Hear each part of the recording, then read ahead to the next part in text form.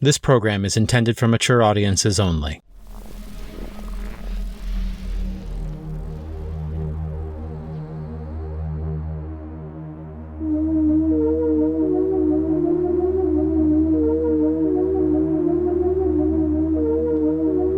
You are now listening to Observable Radio.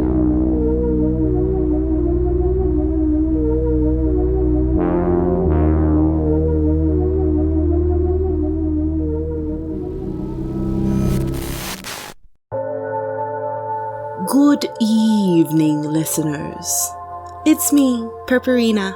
At Observable Radio, we're tinkering away at Season 2. If you'd like to see a taste of what we're building up to, please check out our Patreon, which is linked in the show notes and on our website. Tonight's story is about a person who never consciously knew she wasn't at home in this world, but lived her life going through the motions, until something profoundly strange happened to her. But first, a word from the Observable Radio Company Store. Following exposure to Observable Radio, you or your loved ones may find yourself struggling with any of the following symptoms: Dry mouth, itchy eyes, tonsil stones, anxiety, dread, existential despair, anti-capitalist irritation, sloughing of the skin, loss of emotional appetite, development of bony plates, dancing mania, systemic disgust, cross-temporal confusion, rickets, obsolescence, or dysentery. If so, you may be entitled to get yourself a nice little treat from the Observable Radio Company Store, where you can find yourself pins, stickers, and t-shirts. It won't fix what ails you, but they're pretty neat. You are now buying from Observable Radio. Turning over. There was something stuck in her throat. She was no stranger to tonsil stones, those nasty calcified bits of food debris that got caught in her tonsils. But typically, she could get them out on her own just fine. A vigorous cough here, a poke with a Q-tip there, and she was good to go. She even got so used to the process that sometimes she could dig them out with her finger, not even looking in the mirror. It was disgusting, but it worked. This felt different. She tried to ignore the fact that she'd had the sore throat for days with no relief, no matter what she tried. She was now on day 14 of salt water gargling, a rigorous hydration schedule, and possibly brushing her teeth a little too often. Never before had she found herself so distracted by something that was usually a non-issue. She forced herself to swallow saliva, as though that would bring any relief, and tried to put it to the back of her mind. She had completely zoned out for the last 15 minutes of her meeting with the regional director, who was looking to her for an answer to a question she never heard. The pain in her throat throbbed. That evening, she widened her mouth as much as possible and hit the usual angles with her phone's flashlight so she could peer right into the crypts of her tonsils. A doctor once told her that they were exceptionally large. She thought it somewhat amusing that this would be the one area in her life where she could be considered exceptional. As she looked down her throat, she couldn't see the whitish, yellowish lumps that she expected. In fact, for the most part, her tonsils looked normal. As she slowly moved the light to see between the fleshy crevices, something unfamiliar caught her eye. She almost dropped her phone. There, toward the back of one of her tonsils, was a dark spot. She felt like she stared at that spot for hours, but no matter how hard she looked, she was unable to identify this odd form. It definitely seemed solid, not like a scab on the surface of her tonsil. She could feel her heartbeat quicken. Fighting tears and the urge to look up, "Dark spot on tonsil, is it cancer?" on the internet, she quickly washed her hands and went straight to bed. After an hour of lying in the dark, she finally felt herself drifting off to sleep. She heard faint whispers of her name, which she ignored. Just like the tonsil stones, she was used to the hypnagogic hallucinations that came to her from time to time. She had experienced them for as long as she could remember, long before she even knew that they could be considered scary by some folks. By the time she was old enough to have that understanding, the phantasmic visitations happened so frequently that she saw them as completely benign. They were nothing more than the brain getting its wires crossed after all. The whispers faded to nothing as she sank into the dark of a dreamless sleep. For the next few days, she tried to ignore the growing soreness in the back of her throat. She maintained her tried-and-true anti-tonsil stone regime, but it didn't seem to help at all. Her sleep became more and more restless every night, and she grew exhausted from sleep deprivation. One night, she woke up in a panic. It was still dark outside. Her heart was racing a mile a minute, and she could see a figure standing at the foot of her bed. It was a being that appeared skeletal at first, towering above her at 6 or 7 feet tall. As she stared, she realized that it was not skeletal, but an entity that was made of twigs and sticks. It appeared to be bound at the joints with twine or some other fibrous material. Its triangular head tilted down at her, with antler-like boughs jutting upwards and nearly scraping the ceiling. Its arms reached out toward her, gnarled fingers widespread. She could hear the creaking of wood straining against movement as the being extended its limbs in her direction. A low rumble accompanied its presence, like an earthquake rattling only inside her eardrums. She sat up and blinked, expecting it to disappear, but the vision of the being lingered, its limbs still outstretched. After a few moments, the being and the rumble finally vanished, but she found it difficult to allow herself to breathe. It was just another hallucination, she told herself, attempting to soothe her nerves. But as she reorientated her body under the covers, she was afraid to turn her back to the corner where the entity stood moments ago. The next morning, the pain in her throat was agonizing. It was worse than the strep throat she remembered having as a child. She called in sick to work and stood in front of the bathroom mirror, steeling herself for what she might see. She slowly brought the flashlight to her lips, afraid to part them. She reminded herself, doing nothing fixes nothing, and allowed herself one more deep breath before dropping her jaw. The dark spot was larger. It was more solid. Dread resonated in her ribcage. Carefully, she stuck a Q-tip in her mouth to poke it.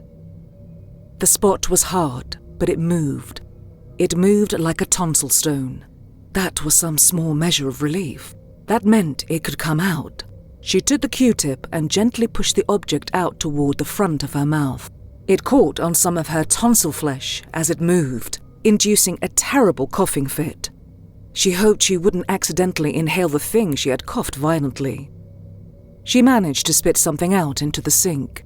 Through tears, she could see the object sitting in the white porcelain. It looked like a raisin. She picked it up to inspect it. The object unexpectedly had a very rough texture that felt somewhat familiar. As she examined it closely, she was shocked to discover that it was a piece of bark, like tree bark. From the outside, she dropped it in surprise, and it tumbled down the drain. She was simultaneously thankful that it was out of her sight and angry that she had lost her only physical evidence of this strange situation. On the bright side, there didn't seem to be anything else in her throat, aside from the slight redness and irritation from poking at her tonsils. She went to bed thinking she could rest easy. Now the object was gone. She was wrong. That night, she dreamt. She dreamt about a forest. It was dark and warm and damp. She was inside this forest. She heard shuffling in the trees around her. She moved slowly, like she was wearing heavy weights on her legs.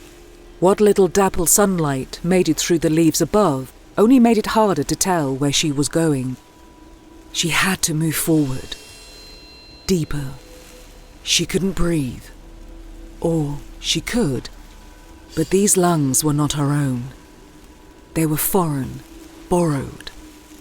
Each breath felt like she was inhaling through a damp cloth, straining to fill her chest with air. A hum rumbled in the forest around her, deep and thrumming. She knew this noise. She knew it from a time when she was too young to know to be afraid. More moving, more shuffling. She strained against the resistance of the thick air.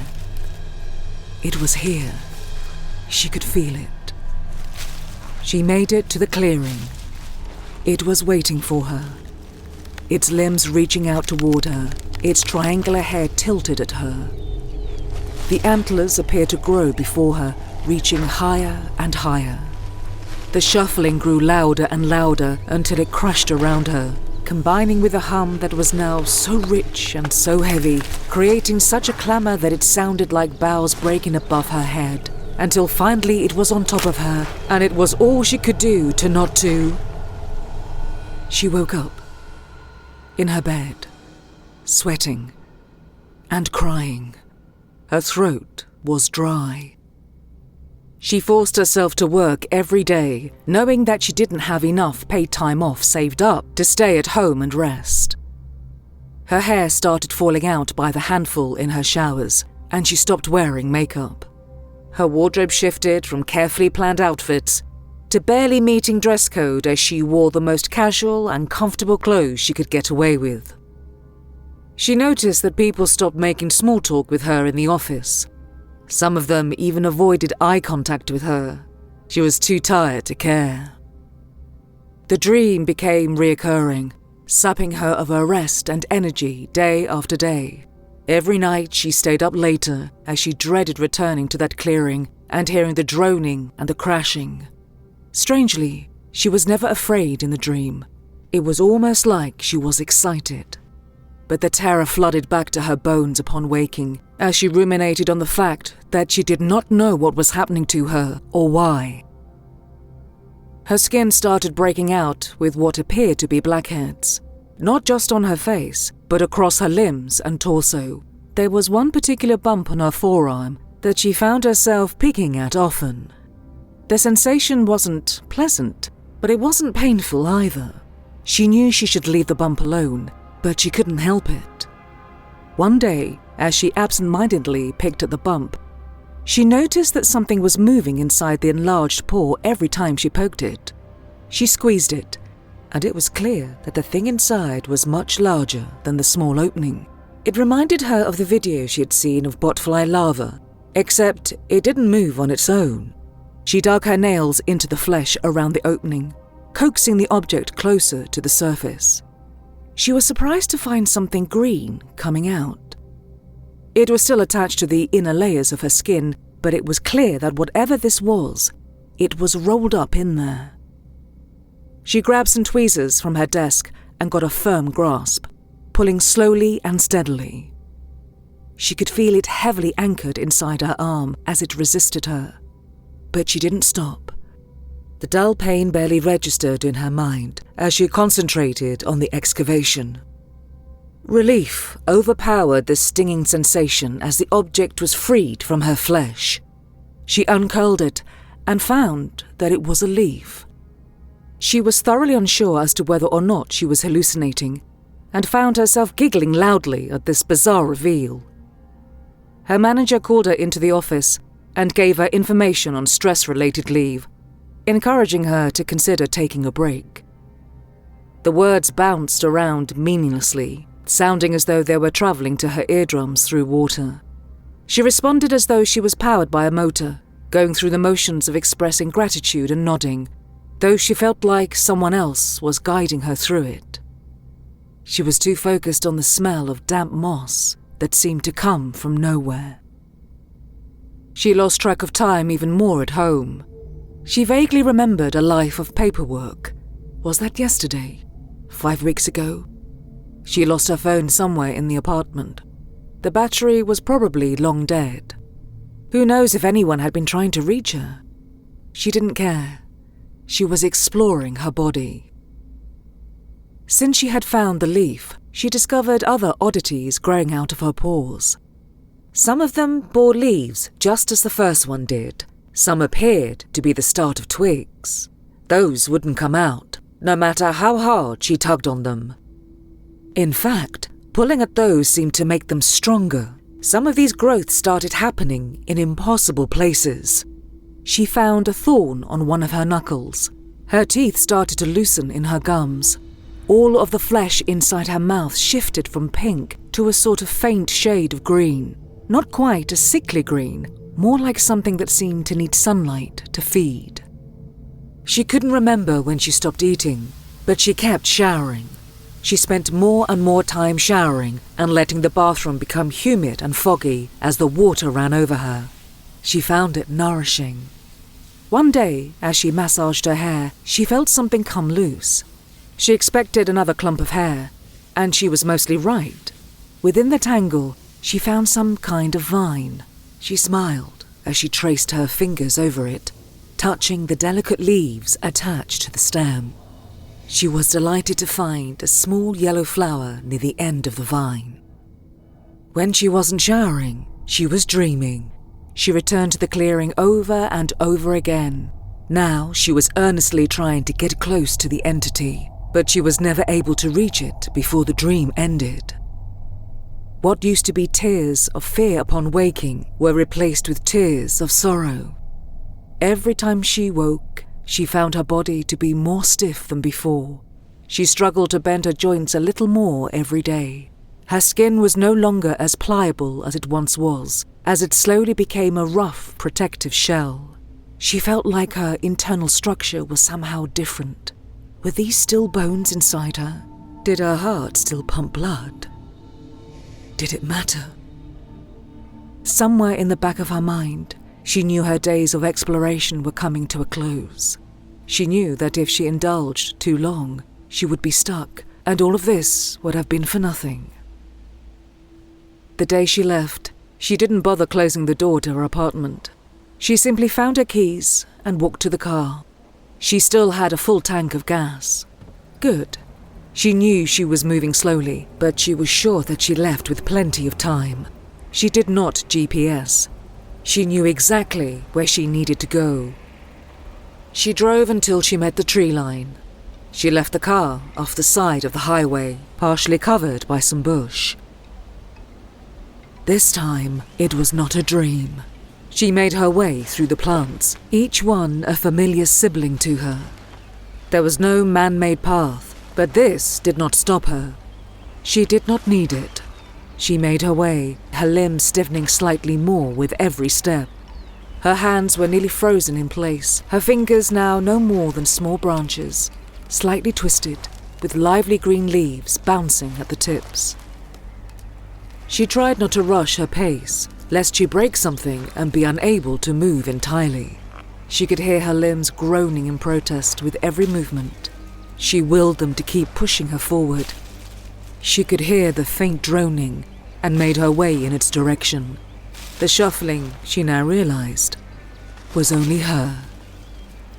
She felt a bit silly now, looking back at her initial reaction to the dreams. If only she knew, if only she could have seen back then how freeing this would be. Every step brought her closer to home. She approached the clearing. The entity stood there, beckoning her with an outstretched arm.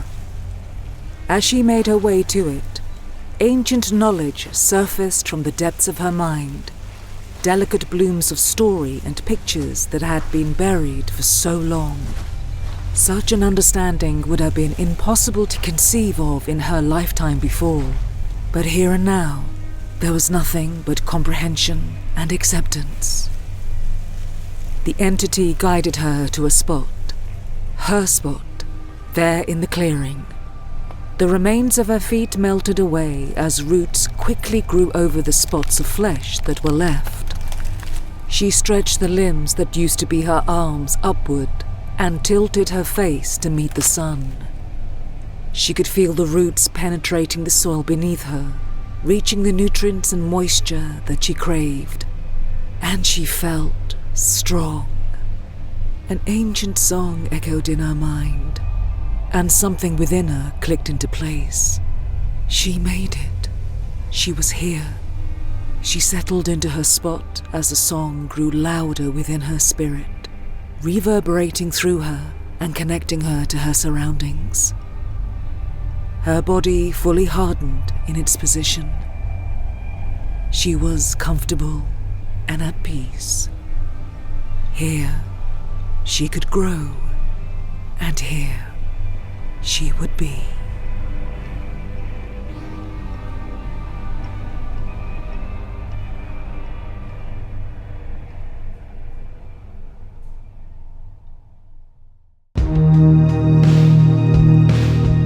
You have been listening to Observable Radio. Tonight's episode, Turning Over, was performed by the Ensemble, featuring Maria Corcorbado and Jason Smith. Written by Purpurina. Produced by Cameron Suey, Phil Van Hest, Purpurina, and Wendy Hector. Edited by Cameron Suey. Turning Over was originally published June 5th, 2021 on Gaily Dreadful for the 2021 Gaily Helpful fundraiser. Big thanks to Terry Menard for initially hosting the story and supporting. Our psychology consultant is Dr. Elisa Leal. Art by Karrin Fletcher. Our theme is The Backrooms, performed by Myuu. Additional music from this episode provided by Christian Andersen, Blue Saga, Lennon Hutton, Tim Kulig, Polar Nights, Ethan Sloan, and August Wilhelmsson. Observable Radio is listener-supported. Thanks to all of our patrons and listeners, including Kathleen, John, Tid, Russ, Rick, Kalasin, Brianna, Zach, and Jesper. Patrons fund the production costs of the show, as well as get access to behind-the-scenes information, extra production material, a discount at the Observable Radio Company store, and an ad-free early release feed of this show, all at patreon.com/observableradio. With the help of our patrons, we've launched the Observable Radio Company store at observableradio.com/store. There you'll find stickers, enamel pins, and our very first shirt, on sale and shipping anywhere in the world. We'd be grateful if you stopped by to take a peek. Thank you for listening, and stay tuned.